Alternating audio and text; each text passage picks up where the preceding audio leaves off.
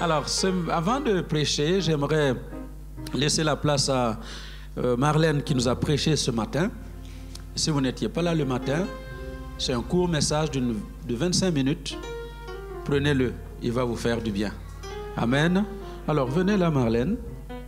Elle va donner un témoignage et puis je viendrai vous encourager avant que nous terminions ensemble. Donc, cette jeune femme que vous voyez ici, je l'ai trouvée étudiante en Belgique en 1999. Elle était venue faire un master. C'était pour terminer un DEA comme voilà dans le circuit francophone français, DEA, diplôme d'études approfondies. Et étudiante, célibataire, aimant Dieu, servant Dieu, et elle venait de la République de Centrafrique, où à partir de qu'est-ce que j'ai dit, du Congo-Brazza. Bon, peut-être qu'il y a une mission quelque part qui nous attend en Centrafrique. Du Congo-Brazza, et dès ses 18 ans, Dieu a commencé à l'utiliser puissamment. Et si vous allez au Congo-Brazza aujourd'hui, à Brazzaville, et on vous parle de l'église de réveil, l'église qui est venue apporter le réveil, eh bien, arrivé là-bas, on l'appellera la mère de l'église.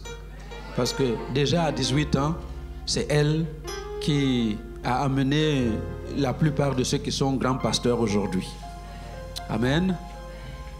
Et ça fait donc depuis 1999 qu'elle me suit, que j'essaie de l'encadrer. Et ce qui est formidable avec elle, c'est que ce n'est pas comme la plupart des chrétiens de notre siècle. C'est une femme enseignable. Elle est plus intelligente que moi, elle est plus diplômée que moi, pour le moment.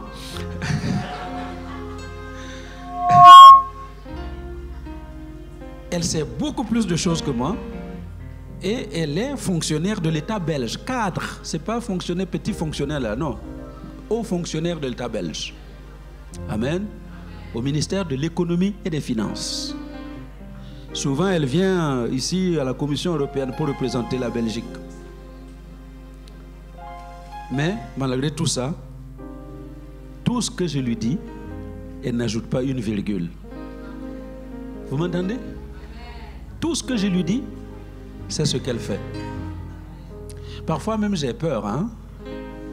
Parce que ça devient une responsabilité. Hein? Vous ne pouvez plus dire n'importe quoi. Parce qu'on obéit à ce que vous dites. Je ne suis donc pas étonné qu'elle vive ce qu'elle vit. Elle est ministre de Dieu. Partout où je voyage, elle m'accompagne. Elle paye son billet. Le séjour, et elle va m'accompagner dans ces séjours. Elle prêche, je prêche. Alors, je l'ai dit ce matin, je le répète. Dieu m'a fait la grâce d'encadrer beaucoup de jeunes gens qui aujourd'hui, certains sont des grands bishops, des pasteurs dans leurs églises ou dans d'autres églises. Je les forme et ils vont travailler pour les autres. À partir d'aujourd'hui, j'ai décidé que ceux que je forme, je les garde pour moi-même. Ceux que j'encadre, je les encadre pour moi maintenant. Donc c'est terminé avec les... À partir d'aujourd'hui, elle est dans notre équipe et tous les dimanches, vous la verrez.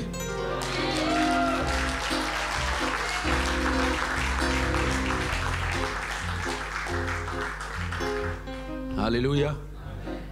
J'ai parlé d'une jeune fille qui vient depuis, Rebecca qui est là-bas aussi, que nous encadrons depuis quand même quelques années.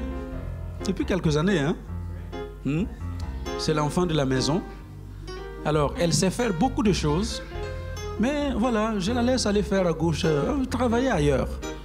Elle aussi, c'est fini. À partir de ce week-end-là, terminé. Elle viendra les week-ends, elle viendra travailler pour El Shaddai. Okay. Donc, maintenant, tout ce que j'encadre, que je forme, c'est pour évoluer à El Shaddai. Alors, à bon entendeur, salut.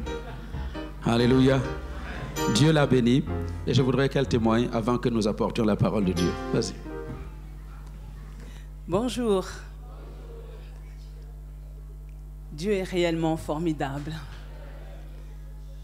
Et je pense que vous avez bien fait d'être ici ce matin. Et pour rester dans le même esprit, en fonction des témoignages qu'il y a eu, j'aimerais également rendre un témoignage pour encourager une personne, pour lui dire que Dieu peut faire l'exception avec toi.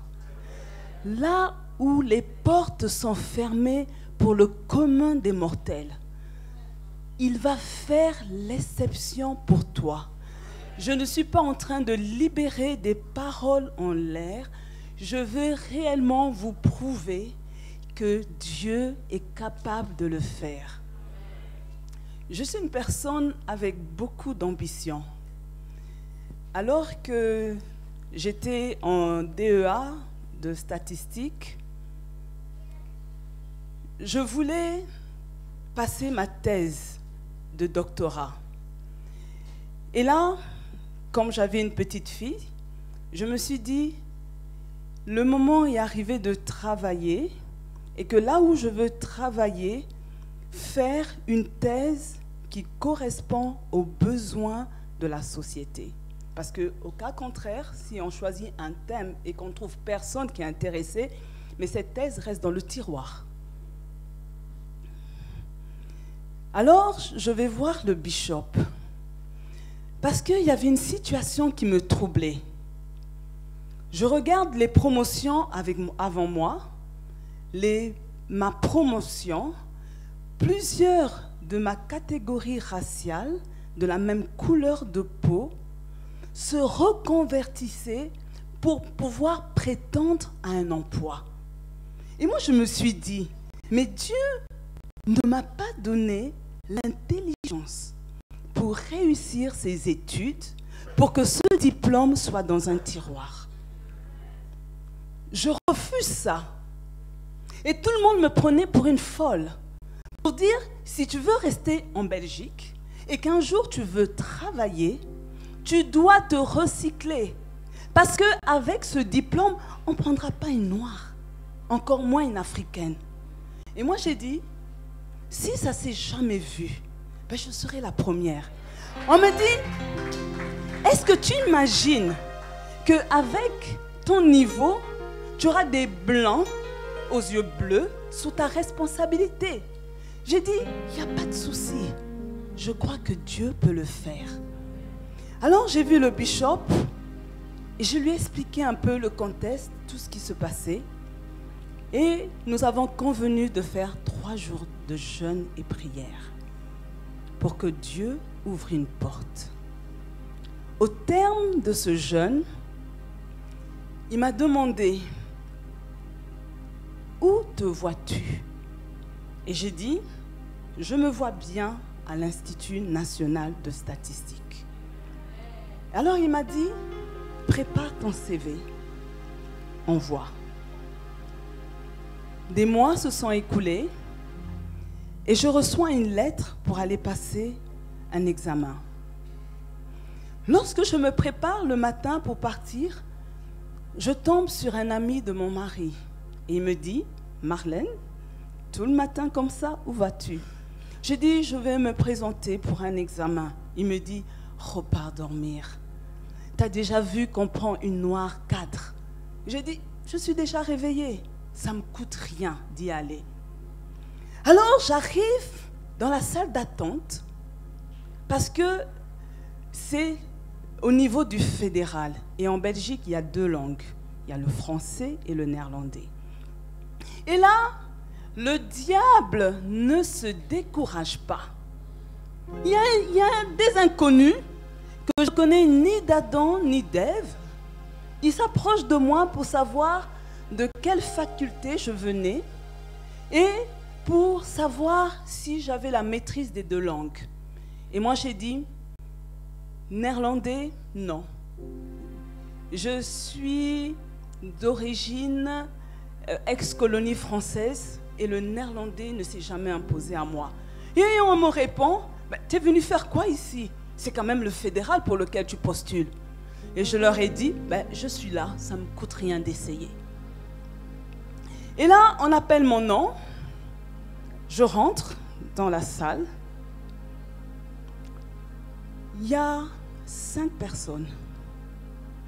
Ils ont tous mon CV devant les yeux. Suivez-moi bien ce matin.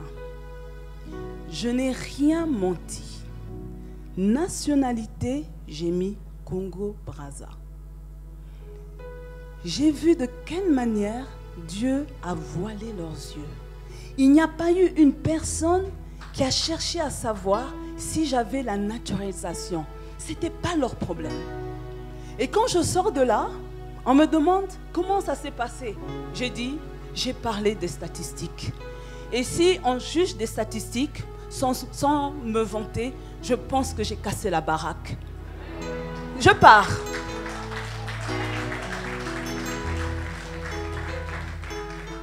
Alors, entre-temps, j'effectuais un remplacement pour un congé de maternité. Des mois passent. Je reçois un coup de fil. C'était la pause. J'allais prendre mon sandwich. Mon téléphone portable sonne. Bonjour madame. Vous êtes bien Marlène? Je dis oui. Vous avez passé récemment un examen? Je dis oui, tout à fait. Nous avons une bonne et mauvaise nouvelle pour vous. Mon cœur a commencé à bondir. Je me suis dit, en principe, il devrait avoir une seule réponse. Il ne peut pas avoir les deux options. C'est ça passe ou ça casse. Mais comment pour mon cas, on me dit qu'il y a les deux options? Mon cœur a commencé à waouh. Et alors elle me dit, je vais commencer par la bonne nouvelle. Vous avez réussi. Vous êtes classé 2e. Je fais yes. Et puis elle dit, mais il y a une mauvaise nouvelle. Pour signer le contrat, vous aurez dû être belge. On ne sait pas comment vous avez fait pour passer l'examen. Et moi j'ai dit, écoutez, il n'y a même pas 2 jours, je viens de recevoir l'arrêté royal que je suis belge.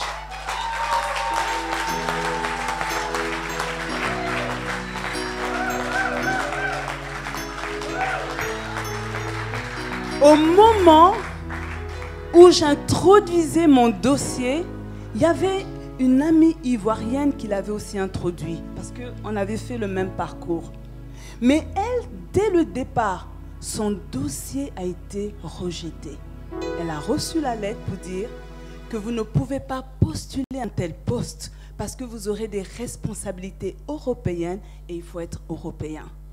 Mais moi, Dieu a aveuglé toutes ces personnes. Imaginez que lorsque vous introduisez un dossier, il y a tous les contrôles.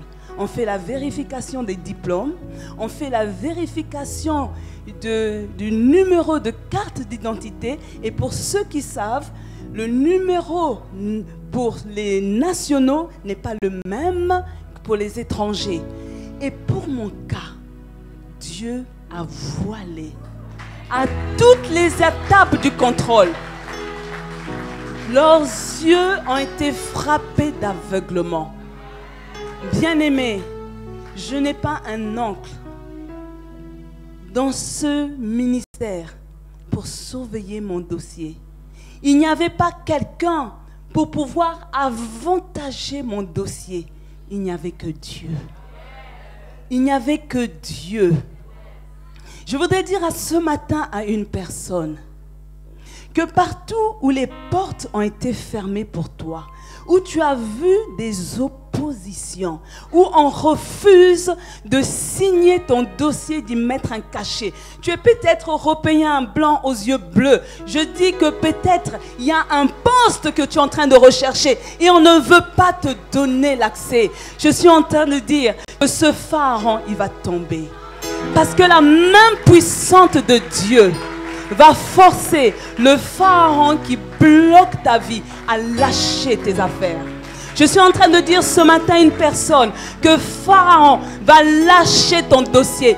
Pharaon va lâcher ta situation. Je suis en train de te dire que le changement peut arriver. Mais écoutez-moi ce matin, bien-aimés. Savez-vous que si sur le plan administratif, je n'avais pas encore reçu mes papiers, je perdais le poste. Mais Dieu est celui qui fait l'alignement divin. Je suis en train de dire à une personne que Dieu n'est pas en retard. Il est derrière les temps. Il est derrière les circonstances. Il est derrière les saisons. Il fait que toutes les choses soient en concordance afin que toi, tu reçoives la joie de ton cœur. Oh, bien-aimé, à ce jour, je reçois des responsabilités sur des matières dans le domaine des statistiques où je représente la Belgique. Je suis souvent la seule noire, mais je sais que ce poste, je sais que cet honneur n'est pas dû à mon physique, n'est pas dû à mon intelligence. Peut-être qu'il y avait des gens beaucoup plus intelligents que moi, mais c'était la grâce de Dieu. Et je suis en train de dire à une personne, la grâce de Dieu est disponible encore ce matin. Je suis en train de dire à une personne, commence à avoir des rêves. Commence à voir les portes qui étaient fermées s'ouvrir. Commence à te voir accéder à un niveau où, logiquement, tu ne peux pas y arriver. Parce que Dieu, c'est lui qui fait l'alignement divin. Et il se tient derrière sa parole pour l'accomplir. Que Dieu vous bénisse.